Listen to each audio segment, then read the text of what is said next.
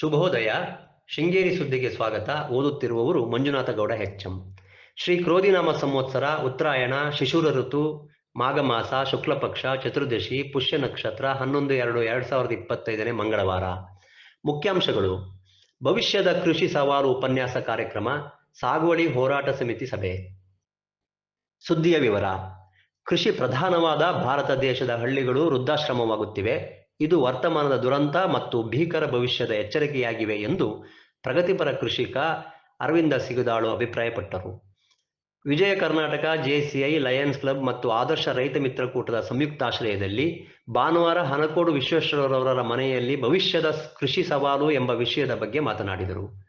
ಆಧುನಿಕ ಜೀವನ ಶೈಲಿ, ಕಡಿಮೆಯಾದ ದೈಹಿಕ ಶ್ರಮ, ಆಹಾರ ಪದ್ಧತಿ ಮನುಷ್ಯನ ಆರೋಗ್ಯದ ಮೇಲೆ ಹೆಚ್ಚು ಪರಿಣಾಮ ಬೀರುತ್ತಿವೆ ಎಂದರು. ಶಾಸಕ ಟಿ.ಡಿ. ರಾಜೇಗೌಡ ಮಾತನಾಡಿ, ಸರ್ಕಾರ ರೈತರಿಗೆ ಸವಲತ್ತು ನೀಡಿದ್ದರೂ ಕೃಷಿಕರ ಸ್ಥಿತಿ ಹಾಗೆಯೇ ಇದೆ. ಎಲೆಚುಕ್ಕಿ ರೋಗಕ್ಕೆ ಸರ್ಕಾರದಿಂದ ಕೀಟನಾಶಕ ಉಚಿತವಾಗಿ ನೀಡಲಾಗುತ್ತಿದೆ. ರೈತರ ಆರ್ಥಿಕ ಸಬಲತೆಗಾಗಿ ಪರ್ಯಾಯ ಬೆಳೆಗಳಿಗೆ ಸರ್ಕಾರವು ನೆರವು ನೀಡುತ್ತಿದೆ ಎಂದರು. ಗುತ್ತಿಗೆದಾರ ಋಷ್ಯಶೃಂಗ ಹೆಗಡೆ, ಶಾಸಕ ಟಿ.ಡಿ. ರಾಜೇಗೌಡ ಹಾಗೂ ಉಪನ್ಯಾಸಕ ಅರವಿಂದ ಸಿಗದಾಳು ಅವರನ್ನು ಸಮಾರಂಭದಲ್ಲಿ ಗೌರವಿಸಲಾಯಿತು. ಇದೇ ಸಂದರ್ಭದಲ್ಲಿ ಹನಕೋಡು ಶೆಟ್ಟಿಹಳ್ಳಿ ರಸ್ತೆ ಡಾಂಬರೀಕರಣಗೊಳಿಸಿಕೊಡುವಂತೆ ಶಾಸಕರಿಗೆ ಮನವಿ ಸಲ್ಲಿಸಲಾಯಿತು.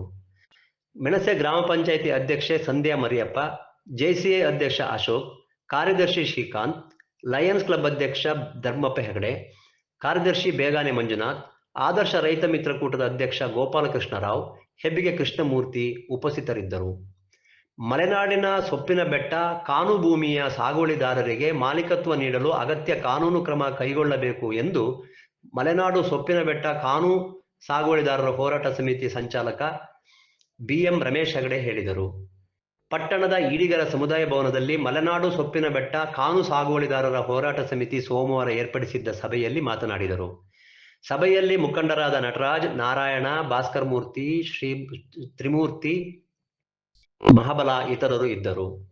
ಕೊಪ್ಪ ತಾಲೂಕಿನ ಹರಿಹರಪುರ ಅಡ್ಡಗದ್ದೆ ನಡುವೆ ಕಾರು ಮತ್ತು ಬೈಕ್ ನಡುವೆ ಭಾನುವಾರ ರಾತ್ರಿ ಸಂಭವಿಸಿದೆ ಎನ್ನಲಾದ ಅಪಘಾತಕ್ಕೆ 2 ಗುಂಪುಗಳ ಮಧ್ಯೆ ಪಟ್ಟಣದ ಮಾನುಗಾರಿನಲ್ಲಿ ಹೊಡೆದಾಟ ನಡೆದಿದೆ.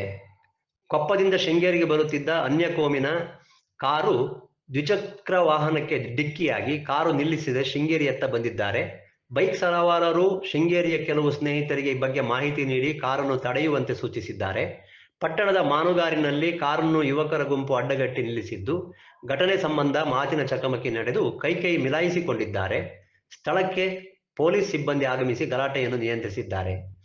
ಘಟನೆ ಸಂಬಂಧಿಸಿದಂತೆ ನಾಗೇಂದ್ರ, ರವಿಸಂಜಯ, ಕೀರ್ತನ, ಪ್ರಸಾದ್ ಮತ್ತು ರಜತ್ರನ್ನು ಪೊಲೀಸ್ ವಶಕ್ಕೆ ಪಡೆದಿದ್ದಾರೆ. ಇದರೊಂದಿಗೆ ಘಟನೆಗೆ ಬಳಸಲಾದ ಓಮಿನಿ ಕಾರು, ಸ್ಕೂಟಿ, 2 ಮೊಬೈಲ್ ವಶಕ್ಕೆ ಪಡೆಯಲಾಗಿದೆ. 2 ಕಡೆಯಿಂದ ದೂರು, ಪ್ರತಿದೂರುಗಳು ದಾಖಲಾಗಿದ್ದು ತನಿಖೆ ನಡೆಯುತ್ತಿದೆ. ಸ್ಥಳಕ್ಕೆ ಪೊಲೀಸ್ ವರಿಷ್ಠಾಧಿಕಾರಿ ಡಾಕ್ಟರ್ ವಿಕ್ರಮ್ ಆಮ್ಟೆ, ಡಿವೈಎಸ್ಪಿ ಆಗಮಿಸಿ ಘಟನೆಯನ್ನು ಅವಲೋಕಿಸಿದ್ದಾರೆ. ಪಟ್ಟಣದಲ್ಲಿ ಮುಂಜಾಗ್ರತಾ ಕ್ರಮವಾಗಿ ಹೆಚ್ಚುವರಿ ಪೊಲೀಸ್ ಬಂದೋಬಸ್ತ್ ಮಾಡಲಾಗಿದೆ. ಸುದ್ದಿ ಸಂಪಾದಕ ಕೆಎಲ್ ಗೋಪಾಲಕೃಷ್ಣ, ಸಹಕಾರ ಕೆವಿ ರಮೇಶ್, ತಾಂತ್ರಿಕ ಸಹಕಾರ ಮಿಥುನ್ ಗುಡ್ಡೆತೋಟ ಮತ್ತು ಸೌಮ್ಯ ವಿಜಯಕುಮಾರ್. ಜಾಹೀರಾತು ಹಾಗೂ ಪ್ರತಿಕ್ರಿಯೆ ನೀಡುವವರು ಶೃಂಗೇರಿ ಸುದ್ದಿ ಕೇಳಲು ನಿಮ್ಮ ಹೆಸರು, ವಾಟ್ಸಾಪ್ ಸಂಖ್ಯೆಯನ್ನು 9448843831 ವಾಟ್ಸಪ್ ಮಾಡಿ. ವಂದನೆಗಳು.